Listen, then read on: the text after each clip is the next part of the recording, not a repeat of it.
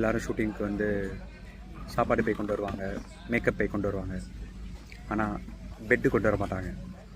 ஆனால் ஒருத்தங்க வந்து பெட்டுக்கு பதிலாக என்ன கொண்டு வராங்க, அவங்க தான்.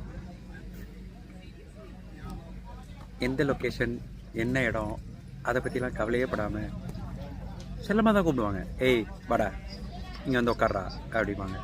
உட்காந்து கரெக்டாக 30 செகண்டு சுவிட்சு போட்ட மாதிரி தூங்கிடுவாங்க. எப்படிலாம் நம்ம மற்றவங்களுக்கு பயனுள்ள ஒரு ஜீவனாக இருக்கும் பார்த்தீங்களா?